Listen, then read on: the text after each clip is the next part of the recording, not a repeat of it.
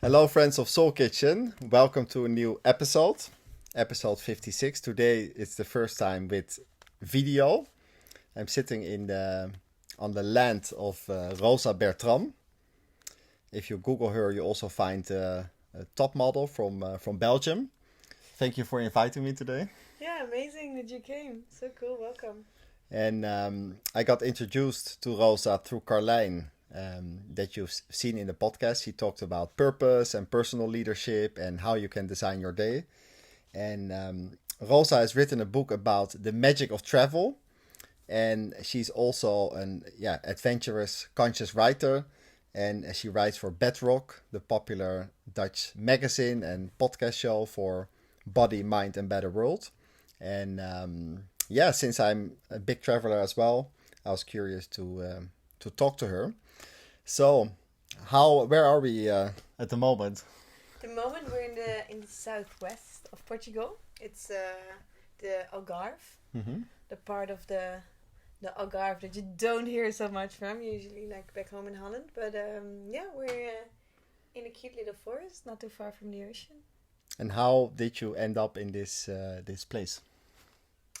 Oh, that's how did I end up? I guess life leads you to places, and I guess.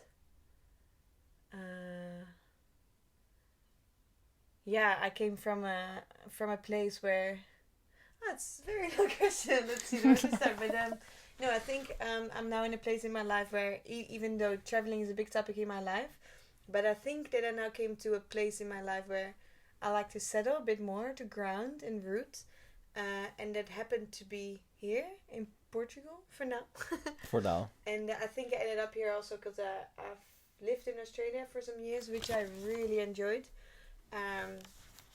But also it's very hard to stay there much longer than a few years. And I guess a lot of things remind me here in Portugal of Australia. So what elements? I think it's the rough cliffs and the wild ocean, the surf life, the connection with the nature. It's like, there's a very much like this outdoor culture here that I like.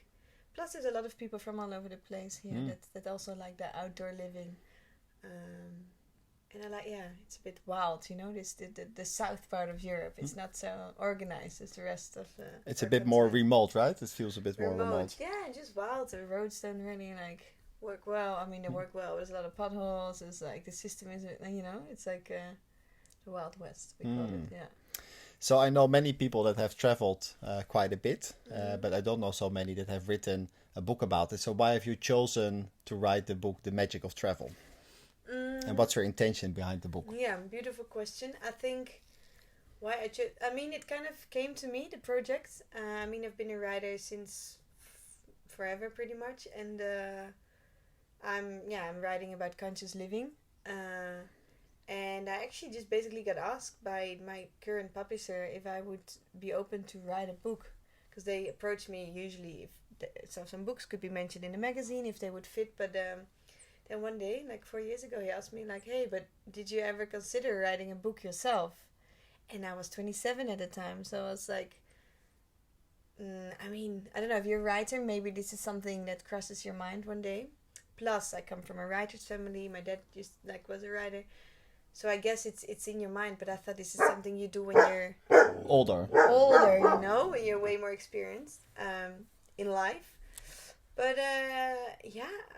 so that also I had to think about it a little bit. But then I thought, wow, no, there is actually some topics that I would really like to write about. And then the conclusion was the topic was gonna be traveling, because it comes together with so many other different topics, and I think it's kind of like a life philosophy that I somehow have. Came all down actually to traveling when we started to brainstorm about the topic. So that's how in the end the book came together. And I guess my intention behind is to inspire people to, if you are privileged enough to do so, choose their lives consciously. And I think traveling is a great and the fastest tool for that. You can do it in many different ways, but So you mentioned travel is a bit of a life philosophy. In your book, you open with part of an article that you've written online, where you share that typically through life you first go to school and then high school, then you can go to study and then work.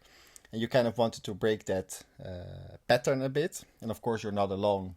Like philosophers have written about it, like Alan Watts you mentioned, like life is not a journey.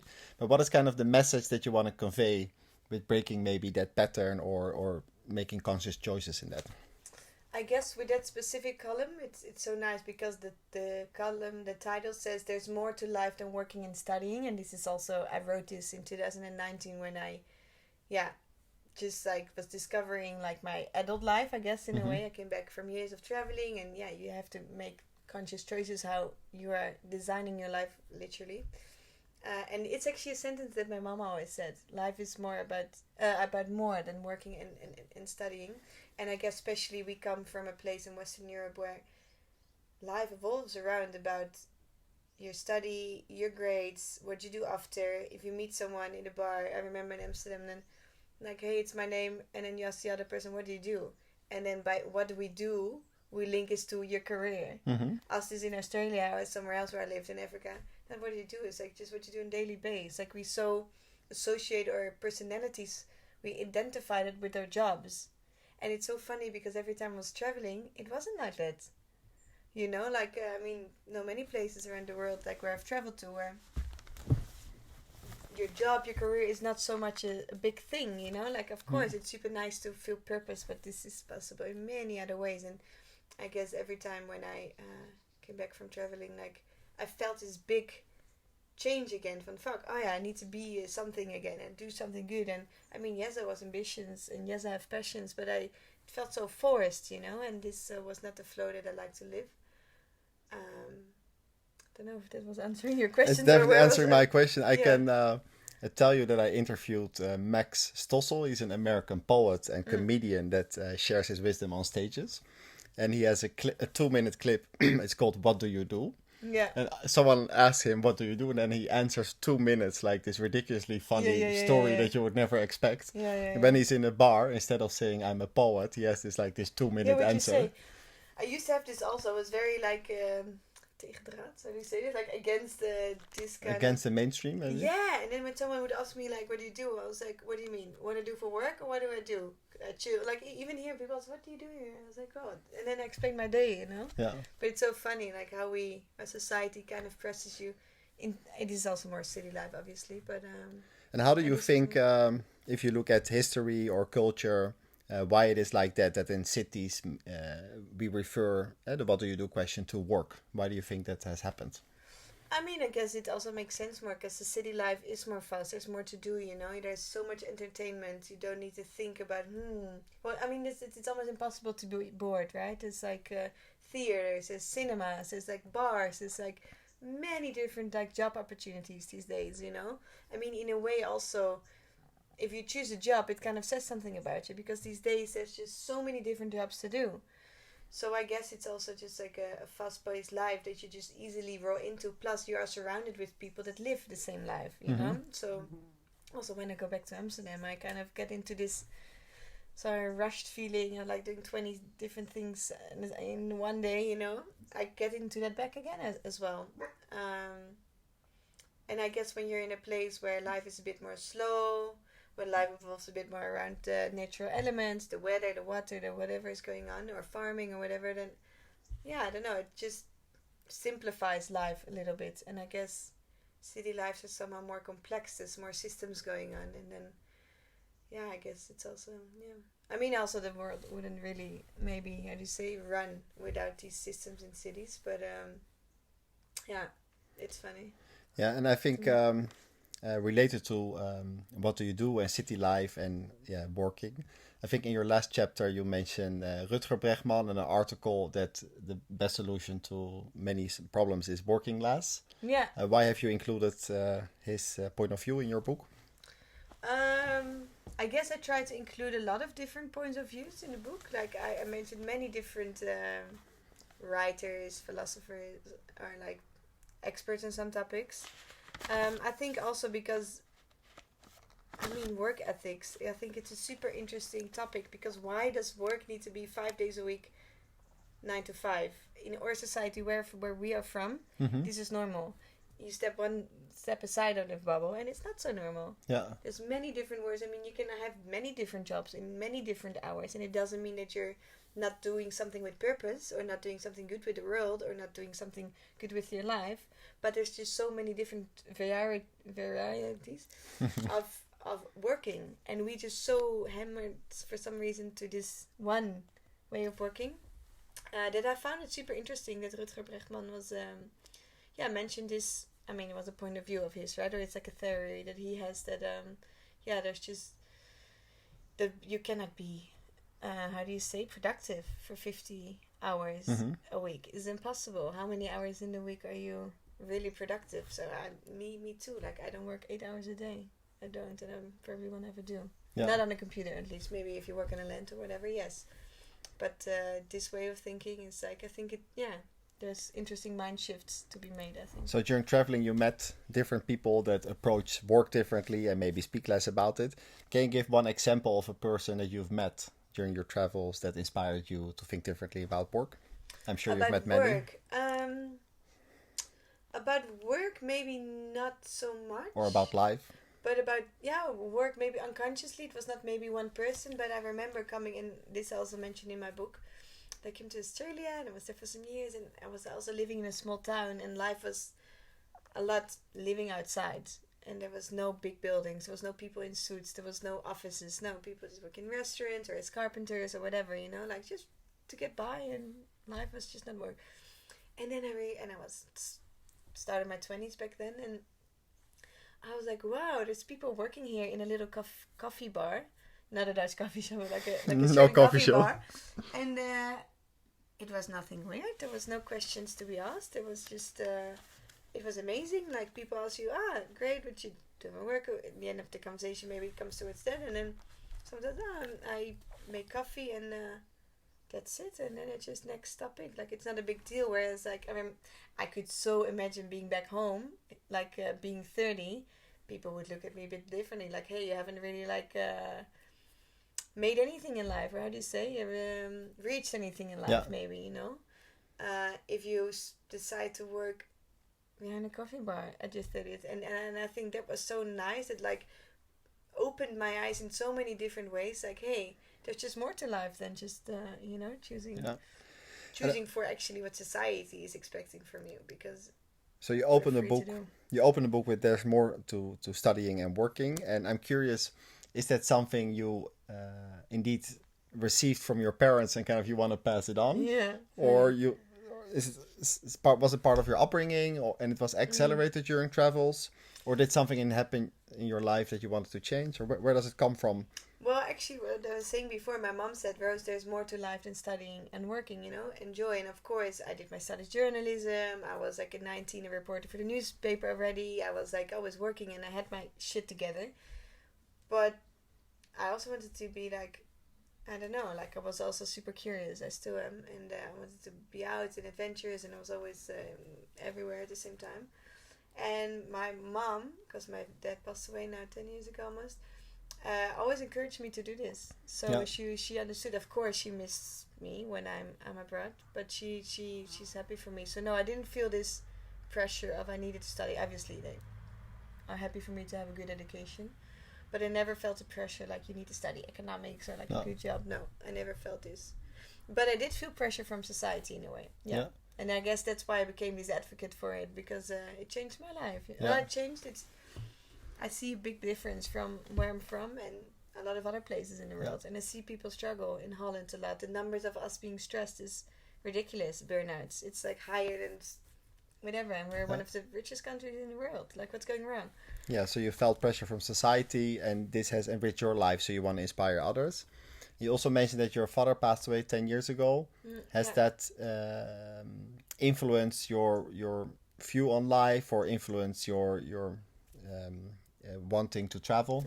Interesting question. I got this a lot. Like, you probably started traveling because your dad passed away. But actually, I always wanted to make these world trips since I started meeting people from abroad. I lived in Berlin for a while, and then this was when he was still alive.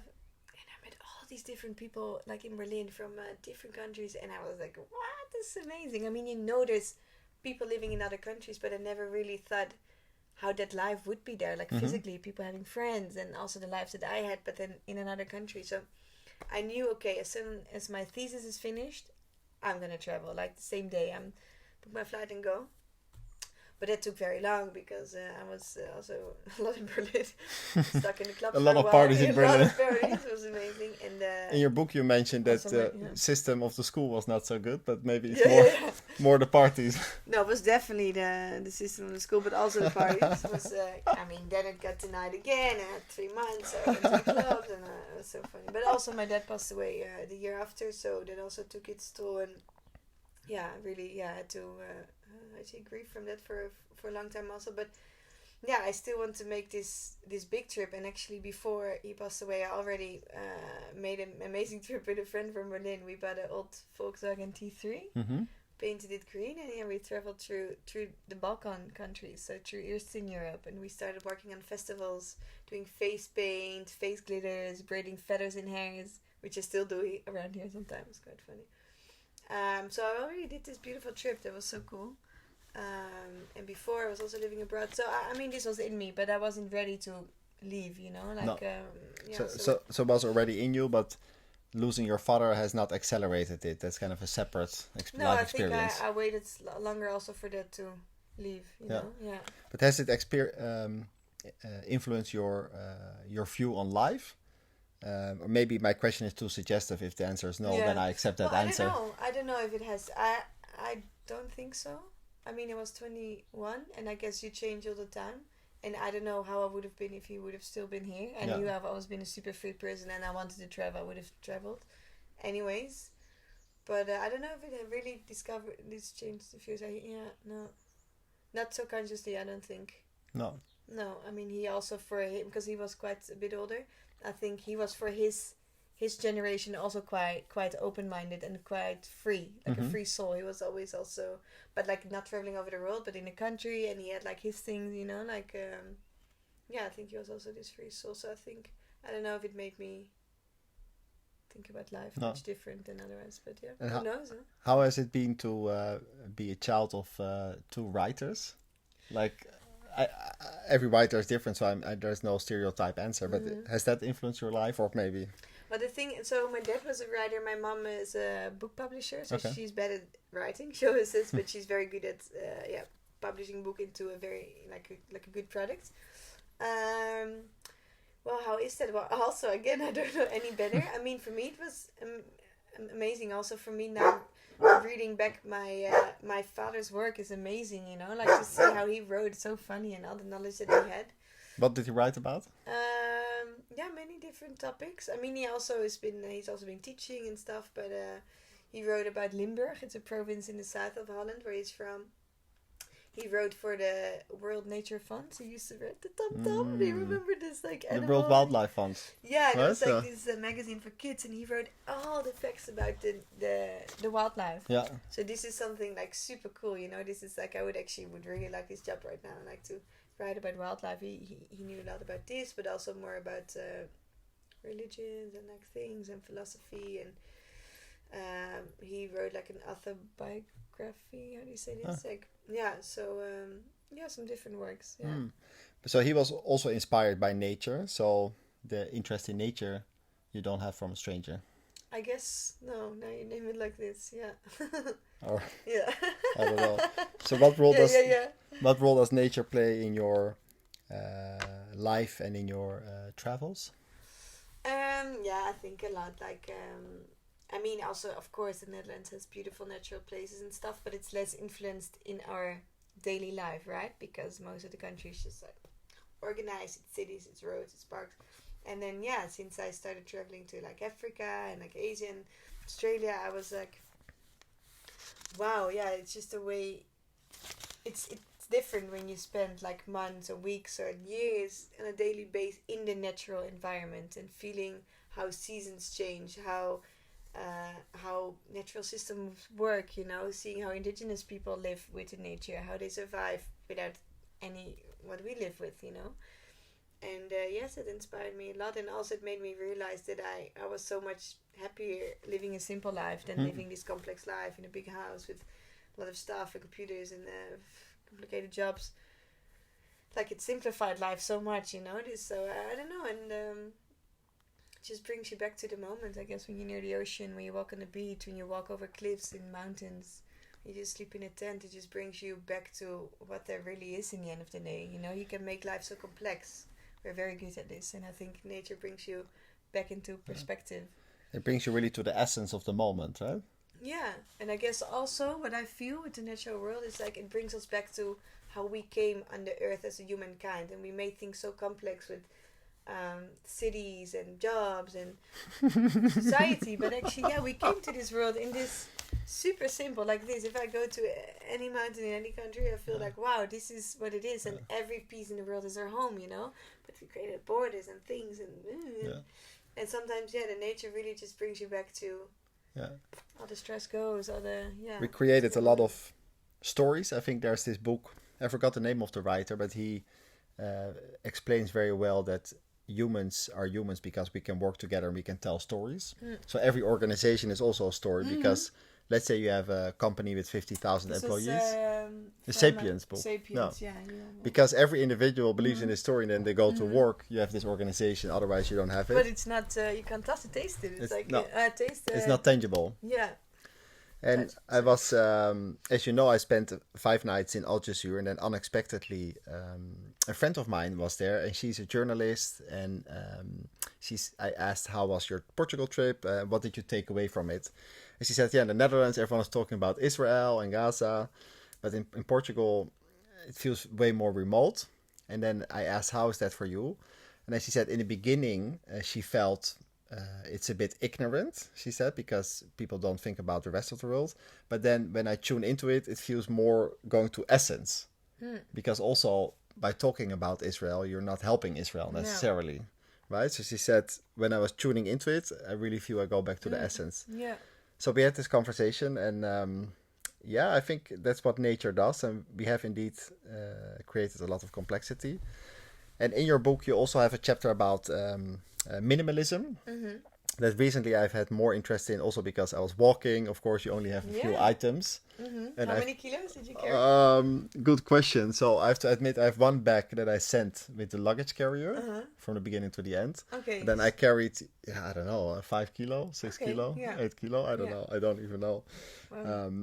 But I like minimalism. I always say, life in Dutch is leven gaat over de verhalen, niet de materialen. Life is about stories, not the materials. But how, what has travel taught you about minimalism, possibly in relationship with your experiences in nature? So can you repeat it? So what has travel taught you about minimalism?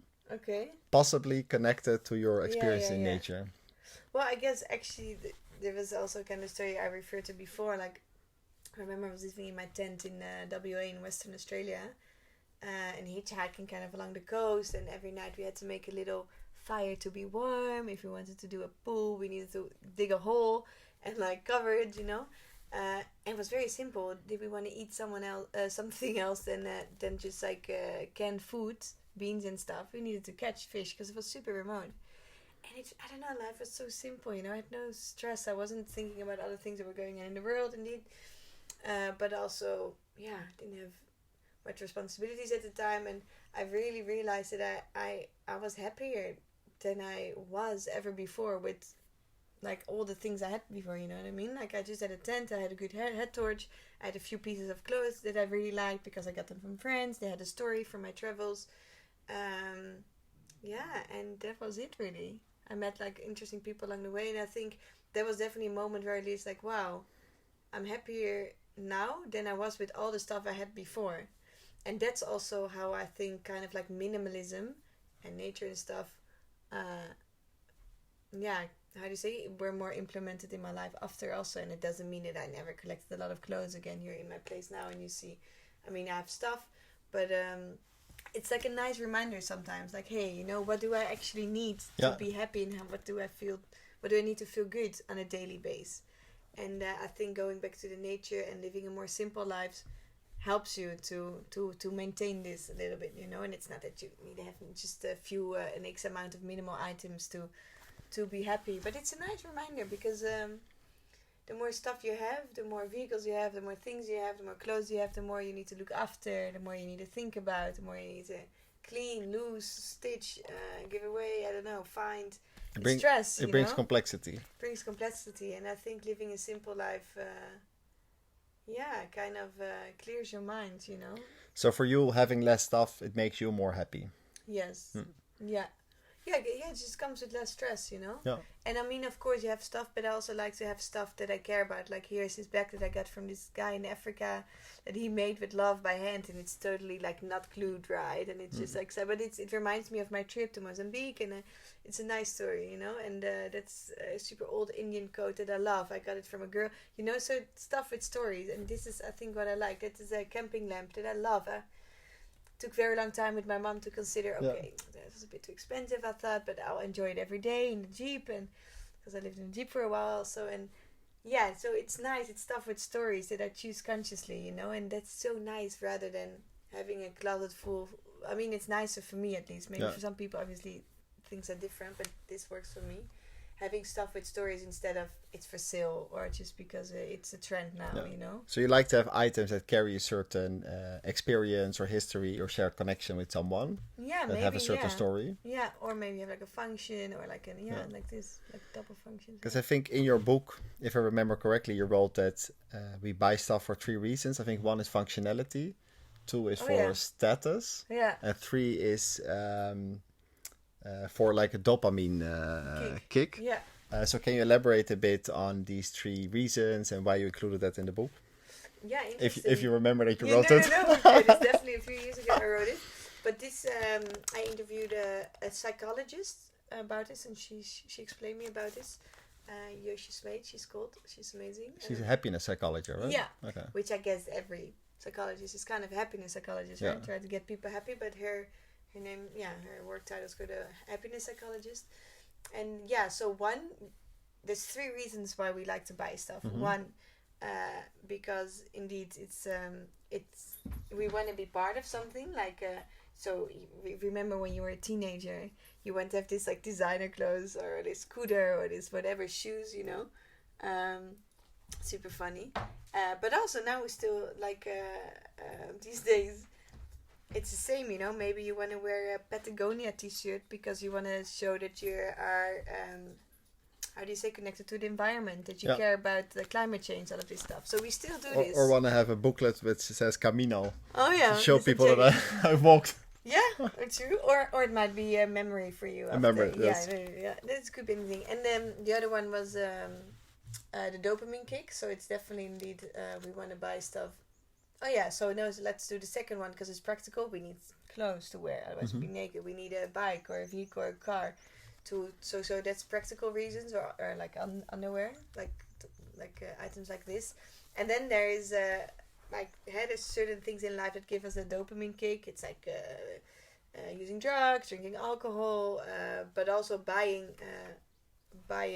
stuff. So we get a little kick of dopamine, which is like a happiness hormone that gets released, and it kind of depends. If you buy, I think I wrote also like when you wear like a little bracelet. I mean, you buy a little bracelet. I think you're happy for what was it, like a half an hour or something.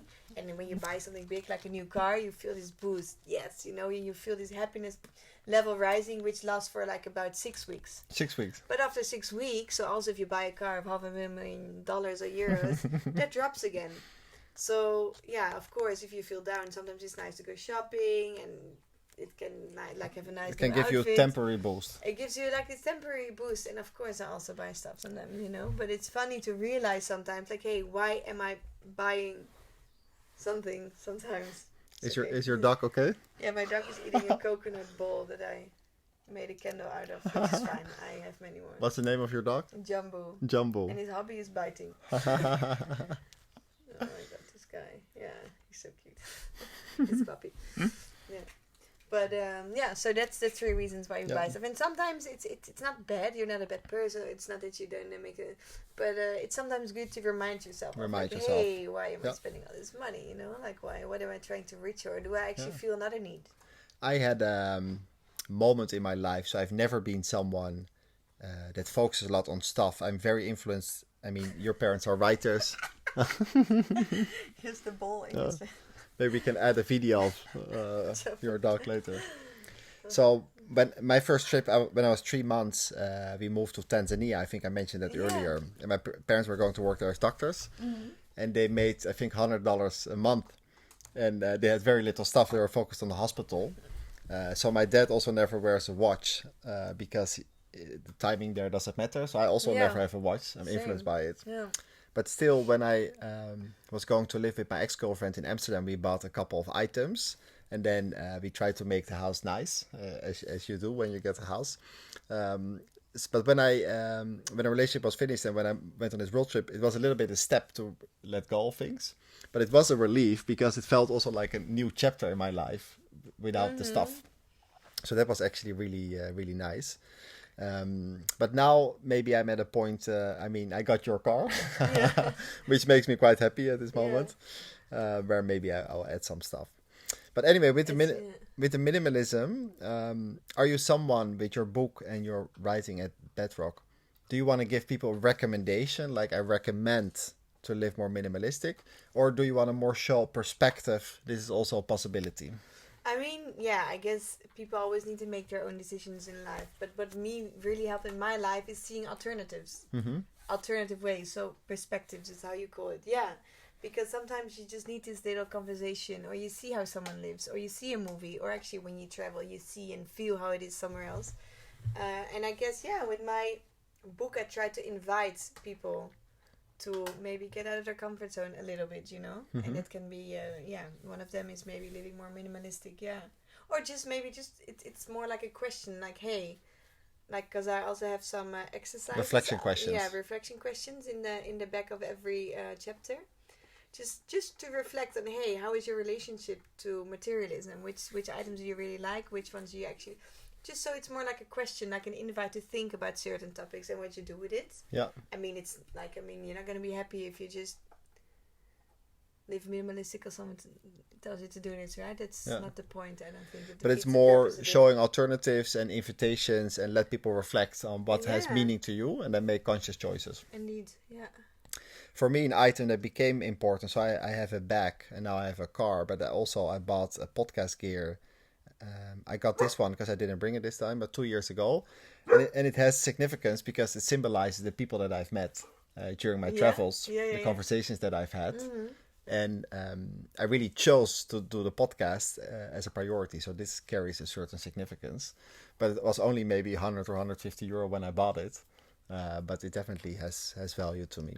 And I can imagine it's also bringing you a lot, right? You're having beautiful conversations with interesting people that you meet all over the world. It's bringing a lot. So it's your tool. It's your tool to stories. Before I left on my road trip, I was in a breathwork circle in Amsterdam, and it went quite deep. And then, as you know, you get access to your subconscious. And I saw myself traveling and meeting incredible teachers and interviewing them and talking to them.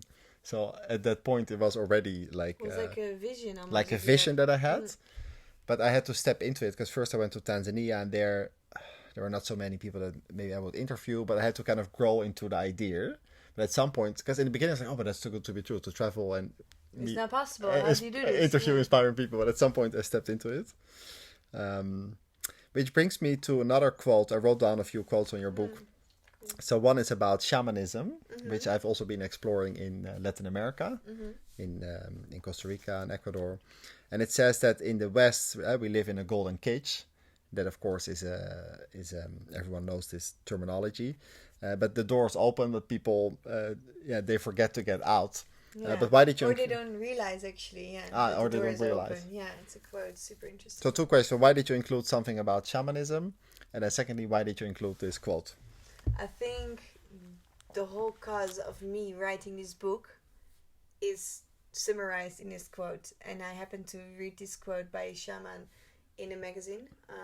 So I took out the quote because I think this is the whole thing, how we start this conversation, how I start this book. Like, this is something I felt so much traveling and coming back home in our Western society. Like, we're so free to do whatever the fuck we want, but we always think we cannot, like we're free.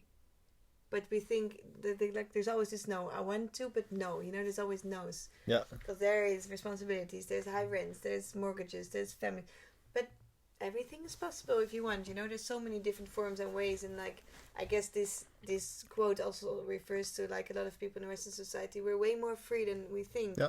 But there's always a way to say no. Yeah, and I think we're super, super privileged to come from a place where there's a healthcare system that you can rely on. There's a social net, like a vangnet, how do you say, like a system also to rely on. There's jobs, and like it's and when you travel to other places in the world, it's also something that you realize that you're super privileged to travel.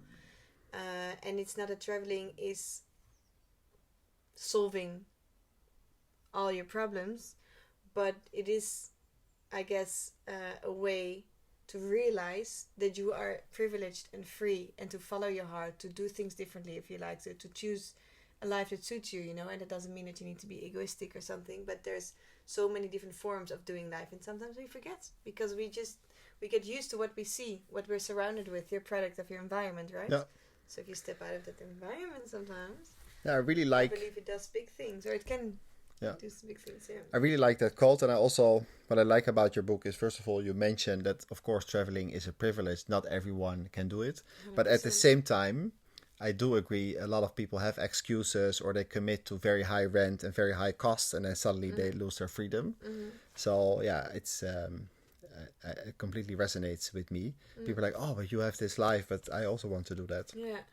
So have you explored shamanism in a ceremonial way yourself, or how can you share a bit about your experiences? Yeah, no, I guess spirituality in general is like a topic that years ago I was growing into a bit more, also through my work for BEDROCK. Like, it's many topics I wrote about, and it had my interest. I never really deep dive into one topic a lot, but I'm a curious person, so I did some ceremonies. I've done ayahuasca and some other like plant medicine, and I guess ayahuasca was like the craziest shamanic experience I experienced ever in my life, which I never did again after, even though I would travel to Brazil and it was on my path. But recently I feel it's coming on my path again, because it's a powerful medicine, of course. So did you do it in Portugal for the first time? No, this was 5 years ago, I think 4 or 5 years ago, and I think 4 years ago maybe, I don't know.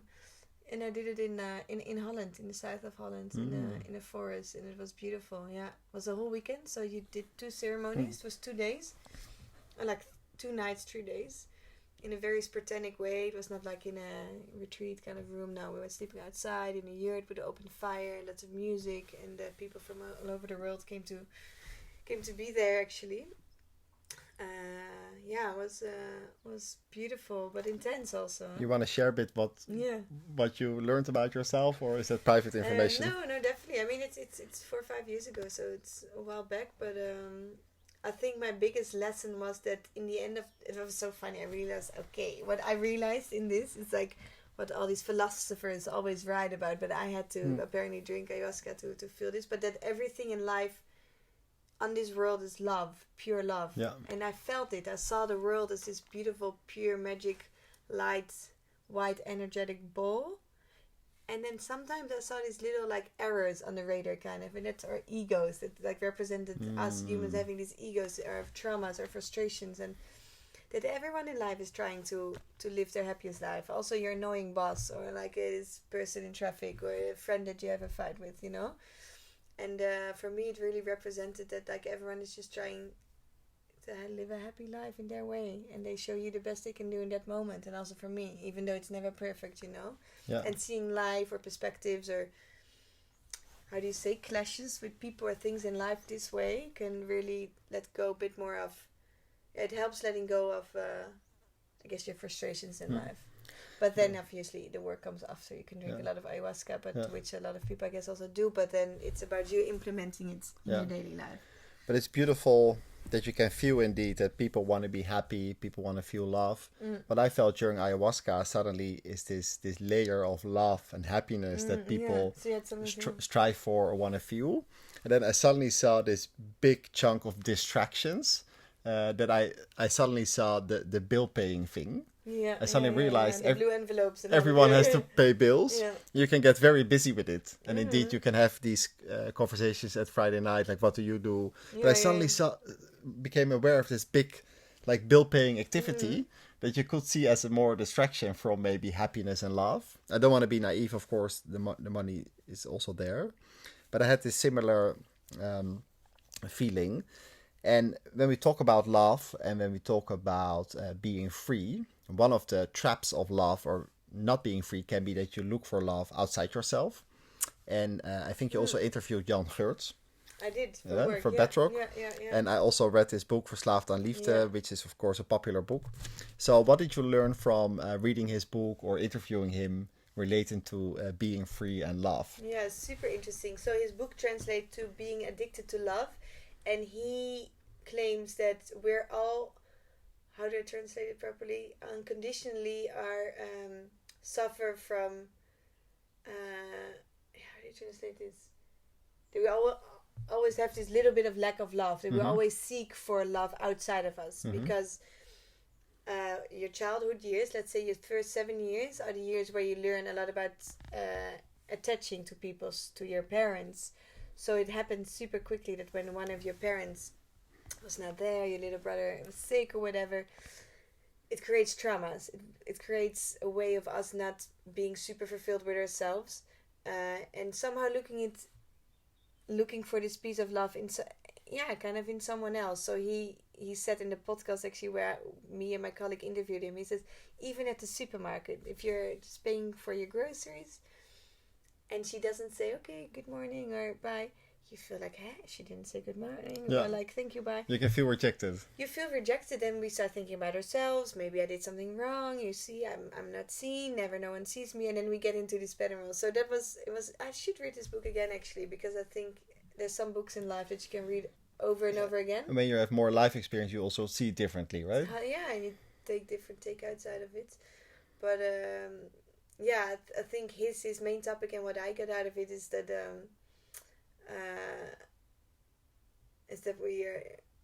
we're always like trying to look for love outside of us rather than inside of us. And then we start creating this story about ourselves, and like, I should read this book again. It's a good it's a good reminder actually. I think it would apply to my life now good again. Yeah. Did you consciously invite him, or why did you choose him? Definitely, no, he was my top one person that I wanted to interview, and we reached out and he said yes. No, that's nice. No, definitely. I guess he's like how do you say, like the Dutch spiritual leader in a way, or like a Dutch spiritual influence, like a big one, and wrote 12 different books on many different topics, and he came also from a super interesting place, and his work is, and he lives it really. Like, it's funny because I went to his home. We interviewed him in his own living room, which is also funny. Also how he looks at love and not living together with your partner, or not having this whole conventional way of loving. I think he also breaks the idea that you should be with one person for the rest of your life, right? But you can have interactions and they can last as long as they last. Yeah. You want to say something? No, it doesn't. Yeah, I mean, it was funny because I think he then also had he was also quite open about him having like different partners and not living together but living close to each other, like something like this. I was like, oh yeah, amazing. Yeah, I found it interesting. I could also read it again. I don't know, maybe I read it 5 years ago. I don't even remember. But what in your book, I saw that you interviewed him, so then it brought me back. Yeah. But by reading his book, I became more aware that certain addictive behaviors, like alcohol or nail biting or love, but that love is also part of it. Could be an addictive behavior. 100%. Doesn't need to be, but I found it interesting. I quit drinking 1.5 years ago, and for me, it has been really a practice because it's also like, you get a drink, but at some point you just let it go. And what was the reason for you to let go of alcohol? First, I wanted to be more healthy, but I also had challenges with moderation. So, having 2 beers instead of 10. Yeah. But it took me a while to admit, because if you follow like sober vibes on Instagram, many people have it, that you create all these rules like, I only do it in the weekend, or I only do 2, or this or that or that. But at some point I just had to admit that was a challenge for me, that maybe I tried 6 months without alcohol. I felt amazing. But then I went back a bit to drinking, but it didn't really improve. So now I cut it out. And for me, this is pure freedom. Yeah. And also in my travels, it gives me this sense of home. You're not drinking. Yes, because when I travel and then I meet a lot of people, then you have dinners, and before you know it, you can be in bars. Yeah. So it gives me a lot of freedom. So for me, it was really, I think, bringing... To be able to choose for yourself. Choose also. for myself. Yeah, I can imagine. Yeah.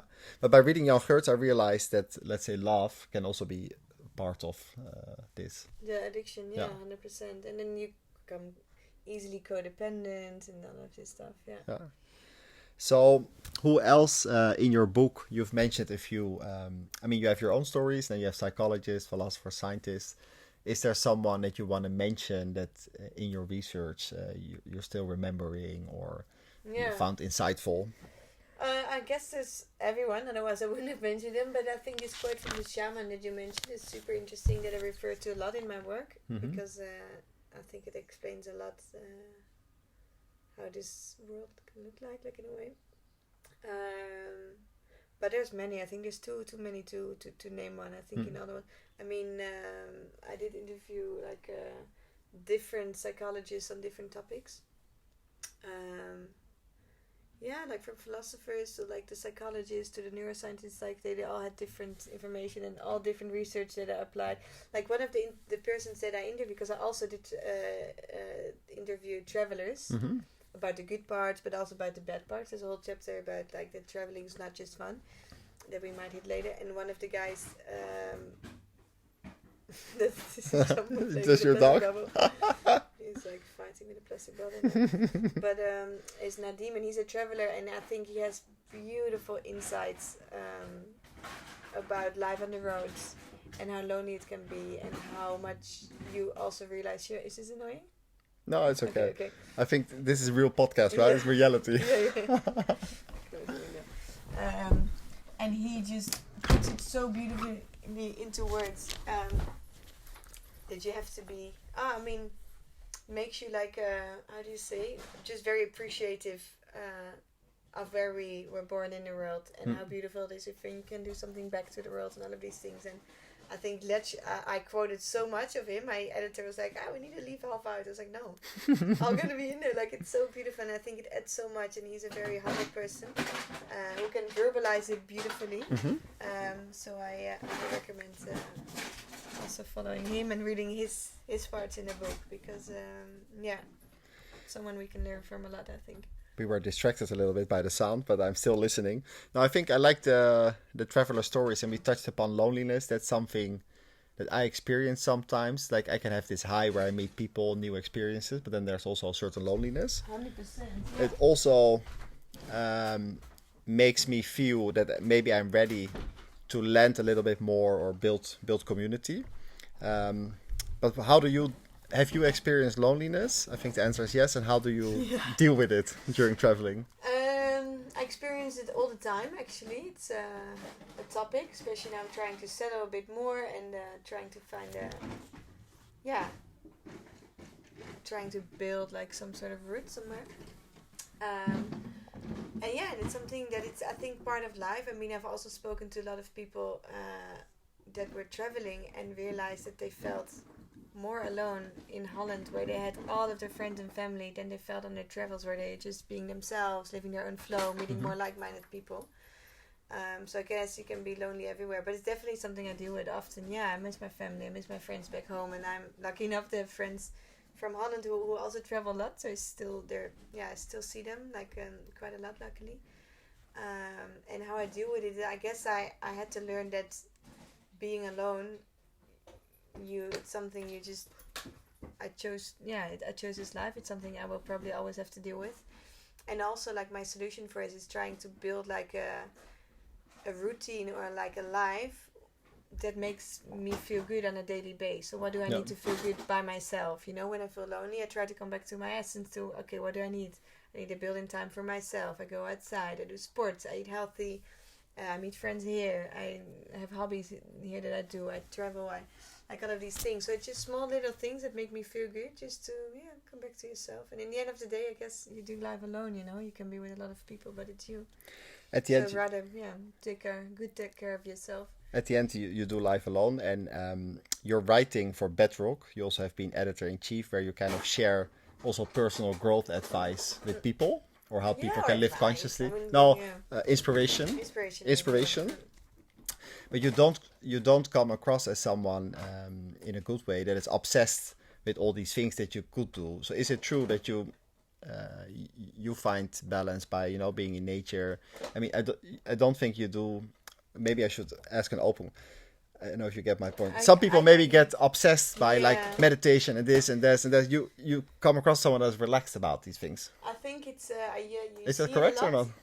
Yes, I think so. Yeah, no, definitely. But I think this is also a process when you get into these subjects about like personal growth, spirituality can be very like a handvat. How do you say, like a tool to like make you feel better, and like it's like you stop drinking, like you do all the things super consciously, which is super beautiful. But it can also be very almost addictive and extreme, where you kind of become super strict for yourself, which can be amazing. But I think that you can also exaggerate that a bit, you know, where you become super strict and like you don't see certain friends, you don't do certain things anymore. And I think also sometimes we need this to come back to ourselves and let go of the things we did before and learn about all these beautiful topics, you know, and like in coming to yourself.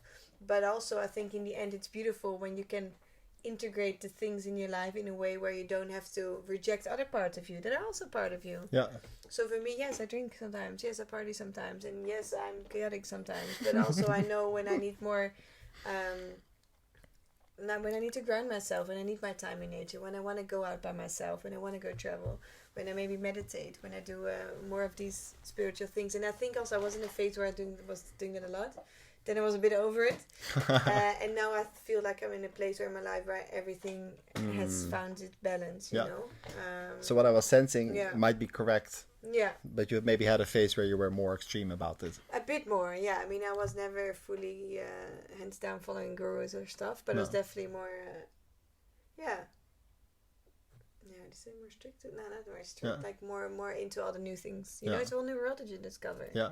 Whole new way of thinking of life, which is beautiful. But at some stage you get super fucking tired of reading all the self-help books and whatever, you know. In the end of the day, it's also about you discovering what works for you. And that's why reading and learning all these alternatives are good. But I think it's also important to just implement the things that are important to you and that suit you, and doesn't have to be everything. Yeah. You know, can be in a healthy, balanced way. Once you know what to apply for yourself, you don't have to do everything. And one of the things that you do to reduce your own loneliness, but also to reduce the loneliness of other people, is you organize surf and skate sessions in the Algarve, which I think after this podcast you're going to. Yeah, exactly. So I also would like to talk about it because that's real, because it happens today. So why have you created this, and what does it bring you and other people? Nice question. Yeah, I think I'm this natural connector, as my friends say, where I just like to bring people together. I don't do it on purpose. It happens. This had started because I discovered the sport like a few years ago. It's just so fun. I feel like a kid, you know. I feel like an 8-year-old. Like, even though I was 28 when I started, I felt such like a noob, but it was so fun and I learned it so quick. And and I just wanted to have friends to do this with. So actually, Caroline and I were doing this like years ago when we came here first. This is how we met, kind of. And I realized, like, wow, it's so nice to do this sport or this hobby with other people. And I was like, you know what, I just create like a community. Why not? And then everyone can come, all ages, all genders, all levels, and we just skate because it's fun, you know. So now on Wednesdays we skate just before the sunset alongside the ocean. And sometimes there's classes, sometimes there's people that here like from that are on holidays or that travel, and sometimes more people from the community around. And I think it's just a nice low-key way of having fun and meeting people and just being in the moment. It's really nice. And it's called Algarve, so does that mean it's in different places in the Algarve, or it's in one place, but the Algarve is welcome? It travels through the Algarve. Yeah, the southwest Algarve, actually. So through Lagos, Sagres and Algesur, kind of. But can be anywhere. Because I started this years ago, but it was myself not even living here. I moved to other places, and I was in Africa, and then I was skating in Africa, and then I was... but I guess the idea is to have it here. But I also don't take it too seriously. It's just like it's not to make money or whatever. It's just to it's a fun thing. Bring people together. Exactly, and there's kids from 8 years old that come. There's like just whoever feels like it, really. But it is very important and fun. I'm noticing that I would like to learn a bit more surfing. So when I met my friends, they took me. But when I don't plan it, sometimes it doesn't happen. So now I signed up for a 1-week surfing camp in Sagres in December. but it's nice when it's organized, Yeah. because it makes people move. Yeah, definitely. Yeah, and it's nice to learn new things. That is also like a topic in the book, like doing new things, Yeah. whether it's like traveling or doing a new sport. It's out of your comfort zone. You Yeah. grow, and your brain likes this. You know, it has to do with neuroplasticity. I don't know if that's the English word, but yeah, your brain makes new neuron how do you say neuron paths. So I did a 2-hour surfing last week, and what I realized, you might think, oh, didn't you know this earlier? But it really is a nice combination of the nature, the exercise, the people, but also really switching off from digital. 100%. Yeah. So it was pretty amazing, and it really Digital breaks your day. and I guess in general, just life on the shore. You know, Yes. it's different.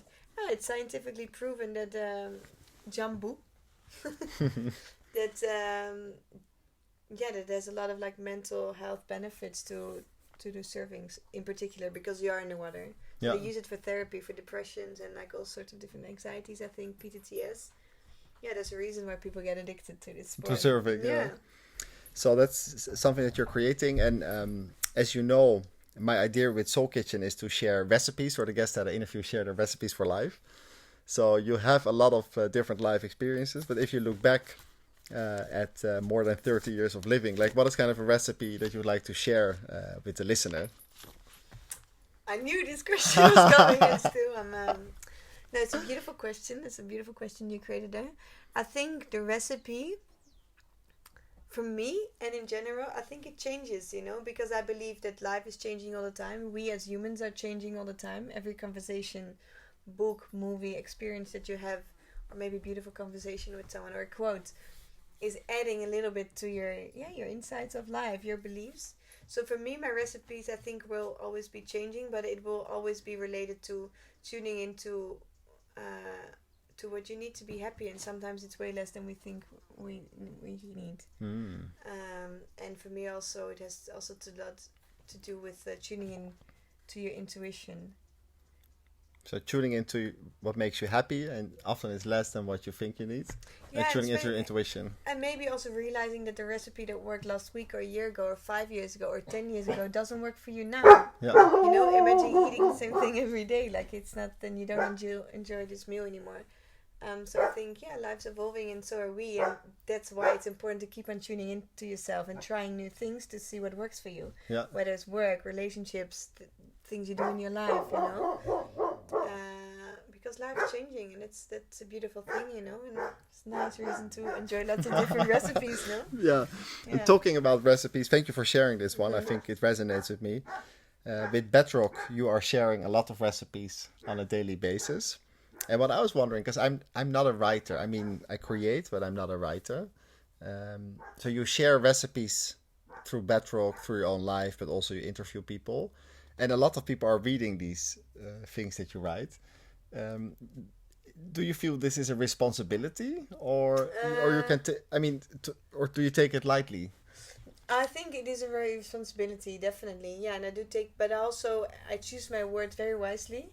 And as a journalist, you also learn that I'm not.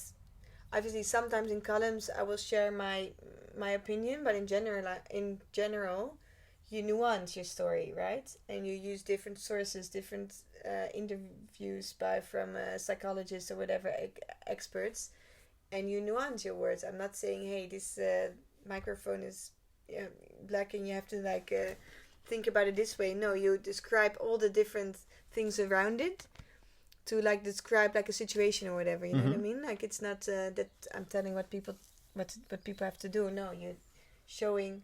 In journalism, you say you show, you don't tell, you know? So you give all the ingredients for people to create their own opinions. Yeah. And obviously there is a little, we try to be a bit critical, and also we're try to help the environment and to create a more conscious society. But it's not like that we say, oh, you need to live this way. No, definitely not. No. We're handing tools, you know? Yeah. But always keep it very low-key, no. So it is a responsibility, and at the same time, you choose your word wisely, and you don't always tell people. Never what to do. No, but it's nice to also for me, if I want to be inspired, it's nice to read a book, you know. And the book doesn't tell me what to do, but it's just giving me information. And with this information, I take out what resonates with me. Yeah. I think that's beautiful. Well, we're nearly at the end of the podcast. You're also going to surf and skate. I have a practical question, because with your big world trip, you chose to go to South Africa, Indonesia, and Australia. But let's say someone is watching or listening and they're considering to go on a big trip because they're inspired by your book or they want to explore for themselves. Like, why did you choose these countries, and how can people choose where to go? Well, for me, this was the reason because also the last chapter in my book is about like traveling, and you don't need to travel to the other side of the world to have adventures, to be in nature, right? Like, I'm also big fan of like traveling close to home, which I do all the time. But I then chose, because I was a big fan and am a big fan of wildlife, so I want to go to South Africa to work in a wildlife sanctuary as a volunteer, which I did. And then obviously life went totally different, and I had many more other experiences than what I thought I was coming for. Same for every other trip. But that was for me a reason. Like, I really want to work with wildlife in Africa, but it could have also been like another place. In Australia was because I met people from Australia. I could work there. Indonesia was on the way, you know. And now, for example, I've done trips to... I think you can choose whatever resonates with you. But I'm a great fan of traveling with an intention. What if you want to make a sustainable lesson from it in the end of the day? So if you travel to maybe learn more about spirituality, then the Amazon, India is an interesting place. But also you can find also this in Holland, to find like new cultures. You don't need to travel far. Especially not if you're in Europe. There's so many different cultures in Holland even, but also in Europe. We have so many beautiful countries close to each other, which you can easily travel to by bike. You walk, train, bus. You know, you don't always need to fly or think far. I'm a great fan of, I want to still sail the world, or like cross the ocean one day per boat. And there's many different things. You want to be in nature, you can walk. You did the Camino, like this, the Fisherman Trail. Like even in Holland, you've got beautiful things. South Germany, beautiful. Many different. So I guess it depends what you want to get out of your trip. You want to surf, you go to the ocean. You want to get mounted. So one of your dreams is still to sail. What would be your intention if you go sailing? My intention, I think, is to disconnect from the world and just to learn how to sail. And I lived on a boat before. And yeah, that's just amazing. Like, the boat life is so different than like the, how do you say, like the shore life, right? Like, you're just literally disconnected from everything. And but I never sailed so far, so it's definitely a dream. My sister has done it for 7 months. So she went to Spain and she made a piece of paper that she can cook and she can do different things. And then she was hired, or she was asked to go on this big trip.